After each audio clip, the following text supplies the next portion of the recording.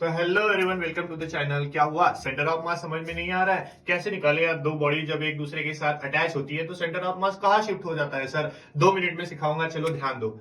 जब centre of मास हम निकालते हैं तो आपको एक्सिस का सबसे ज्यादा यूज करना है और देखना है कि सेंटर ऑफ मास किस एक्सिस पे मूव हो रहा है, राइट? तो सेंटर ऑफ मास समझो यहाँ पे हमारा पहला मास है m1, यहाँ पे आपका दूसरा मास है m2 और वो देखना है कि x एक्सिस से कितना दूर है। सपोज इट इज x1 और आपको चेक करना है कि दूसरा x एक्सिस से कितना दूर है। तो सबसे पहला इंपॉर्टेंट काम सेंटर ऑफ मास फाइंड करते समय क्या करना है कि find coordinates of that centre of मास। तो इसके देखो भाई कोऑर्डिनेट्स क्या हो जाएंगे और इसके कोऑर्डिनेट्स क्या हो जाएंगे। तो x एक्सिस से x1 डिस्टेंस दूर है और y एक्सिस से 0 और यहाँ पे ये देख सकते हैं कि x2 डिस्टेंस दूर है और y एक्सिस से 0। तो सेंटर ऑफ मास अगर हमें इसका फाइंड करना है तो हम कैसे फाइंड करेंगे? तो बड़ा ही सिंपल तरीका है, XCM मतलब centre of mass of that two bodies will be, mass कोई भी बड़ा हो, हमें कुछ लेना देना नहीं है यार, आसानी से आंसर आ जाएगा। तो एक्सीएम इज इक्वल्स टू पहले का मास मल्टीप्लाइड बाय वो कितना डिस्टेंस दूर है x एक्सिस पे, क्योंकि हम x एक्सिस पे m1 x1 प्लस दूसरे का मास m2 और वो कितना दूर है x2 and divided by total mass that is m1 plus m2 total mass of body.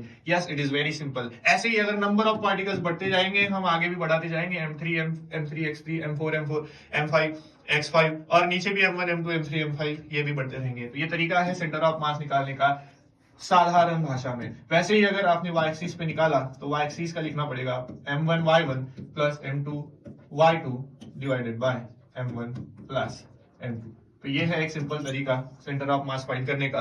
तो कैसी भी बॉडीज हो, सिर्फ डिस्टेंस, डायमीटर, थोड़ी ज्योमेट्री आपको आनी चाहिए। सबसे पहले फाइंड करना है कोऑर्डिनेट्स, देन कोऑर्डिनेट्स में x एक्सिस पे चाहिए तो x के कोऑर्डिनेट, y एक्सिस पे चाहिए तो y के कोऑर्डिनेट। सो बच्चों ऐसे ही वीडियो हम लाते रहेंगे और आपको 2 मिनट में सिखाते रहेंगे। Thank you so much.